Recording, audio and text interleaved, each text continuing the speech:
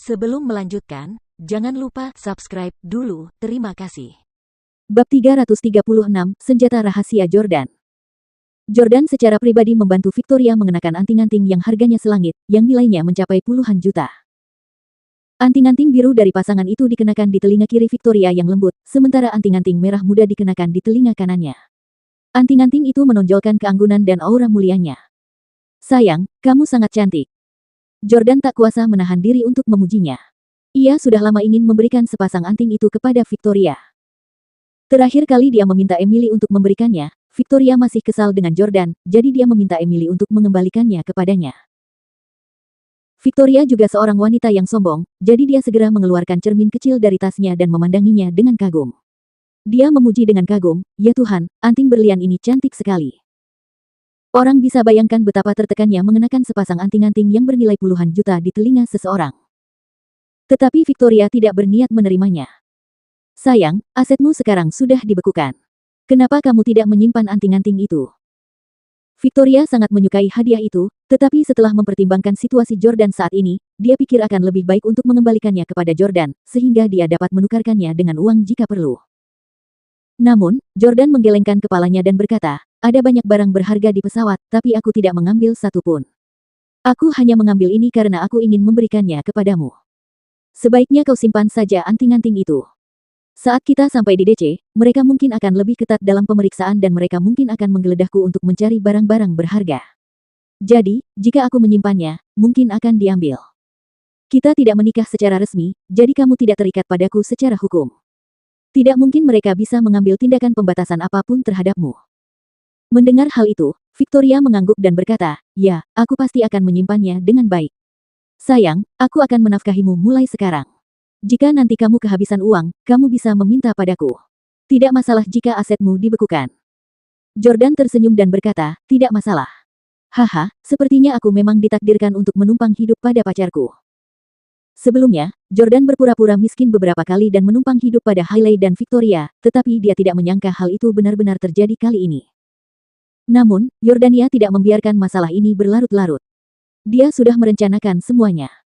Dia memutuskan bahwa begitu dia menyelamatkan Pablo dan Salvatore, dia akan melupakan asetnya jika masih dibekukan, dan membawa Victoria ke Inggris, tempat mereka akan menetap. Ketika mereka tiba di bandara, Jordan berkata kepada Tim, "Victoria dan aku akan pergi ke DC untuk saat ini. Mengapa kamu tidak mengambil penerbangan yang berbeda dari kami? Jika tidak, keluarga Howard mungkin akan mengawasimu dengan ketat. Naiklah penerbangan malam." Tim menjawab, "Ya, Tuan Jordan." Setelah itu, Jordan dan Victoria naik pesawat ke DC. Ketika mereka tiba di DC, Jordan dan Victoria bertemu seorang kenalan segera setelah mereka meninggalkan bandara. "Tuan Stelle, Nona Clarke, apa yang membawa kalian ke DC?" Seorang pengusaha wanita berusia sekitar 40 tahun berinisiatif mendekati mereka berdua. Dia tak lain adalah salah satu wakil presiden Perry Express, Mandy.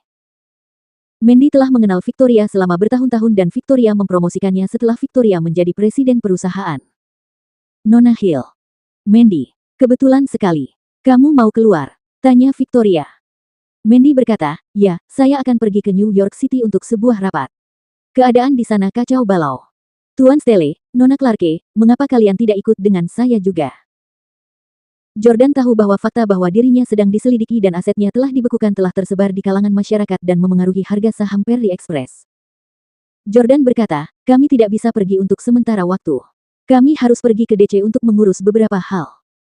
Mandy punya banyak hal yang harus dilaporkan kepada kedua presiden, jadi dia berkata, "Kalian belum memesan hotel, kan? Kenapa kalian tidak menginap di tempatku hari ini? Aku akan mengantar kalian ke sana sekarang." Victoria berkata, "Mandy, bukankah kamu harus bergegas ke New York City untuk sebuah rapat? Kamu tidak harus mengantar kami, nanti kamu ketinggalan pesawat." Mandy melambaikan tangannya dan berkata, "Tidak apa-apa. Aku tidak akan terlambat bahkan jika aku naik pesawat berikutnya." Segera setelah itu, dia menelepon dan meminta seseorang untuk menjemputnya. Di dalam mobil, Mandy tidak dapat menahan diri untuk tidak melapor kepada mereka, "Tuan Stelle, Nona Clarke, Dewan Direksi sekarang sedang berdebat sengit dan mereka sedang mendiskusikan apakah akan mempekerjakan kurir wanita asing di masa mendatang. Yah, Anda harus tahu bahwa biaya untuk melakukan hal itu sangat tinggi dan pengeluaran itu dulunya ditutupi oleh dana yang Anda sediakan, tetapi sekarang aset Anda telah dibekukan, pengeluaran ini akan memengaruhi kepentingan pemegang saham sehingga mereka tidak begitu menyukainya. Jordan mengangguk. Sebenarnya, tujuannya melakukan hal itu adalah untuk membantu para pria lajang di AS. Sejauh ini dia telah berbuat cukup banyak dan sudah semakin banyak wanita asing yang mengambil inisiatif untuk datang ke AS untuk mencari nafkah dan menetap. Jordan berkata, kita bisa menghentikan proyek ini. Selain itu, Mandy, Victoria, dan saya mungkin akan pergi ke Inggris dan tidak akan pernah kembali ke perusahaan. Sekarang saya mengangkat Anda sebagai Presiden Perry Express. Kelola perusahaan dengan baik untuk kita. Mandy merasa tersanjung dan terkejut. Terima kasih, Tuan Stelle. Apakah kalian benar-benar akan pergi? Jordan memandang keluar jendela dan berkata, itu tergantung pada seberapa baik kita berbicara dengan orang tua itu besok. Jordan tidak terlalu yakin bisa meraih kemenangan besok. Tak lama kemudian, mereka berkendara ke tempat Mandy, yang dekat dengan tempat Lauren. Setelah membukakan pintu untuk Jordan dan Victoria, Mandy memberi mereka kuncinya. Tuan Stelle, Nona Clarke, kalian bisa beristirahat di sini selama 2 hari ke depan sementara saya berangkat ke New York City. Hubungi saya kapan saja jika ada yang kalian butuhkan. Baiklah, terima kasih, Mandy. Victoria mengantar Mandy sampai ke pintu. Ketika Victoria kembali ke rumah, ia melihat Jordan sedang bergoyang ke depan dan ke belakang dengan nyaman di kursi gantung di halaman. Victoria berkata, lihat, Mandy memintamu pindah ke sini karena dia tahu kamu suka tinggal di rumah seperti itu.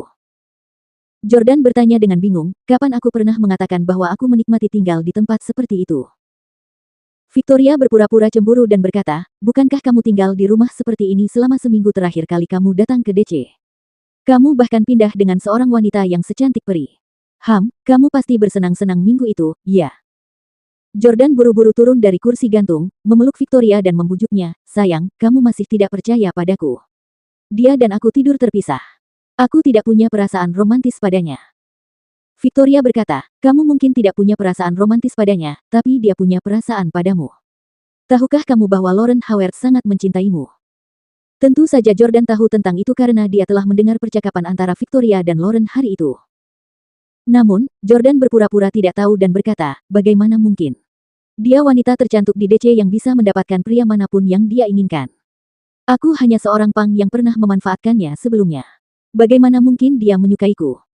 Mendengar Jordan menyebut dirinya pang, Victoria tertawa. Victoria bertanya, Tuan Pang, bagaimana rencanamu untuk bernegosiasi dengan keluarga Howard besok? Kamu tidak punya bawahan sekarang, dan tim adalah satu-satunya orang yang kamu bawa. Keluarga Howard kuat dan pasti punya banyak sekali pasukan. Mereka bahkan mungkin bersenjata. Bagaimana kalau keluarga Howard ingin menyakitimu saat kau tiba di tempat mereka besok? Jordan berkata sambil tersenyum percaya diri, tim bukan satu-satunya pembantuku. Aku punya satu hal lagi yang bisa membantuku. Apa itu? UFO.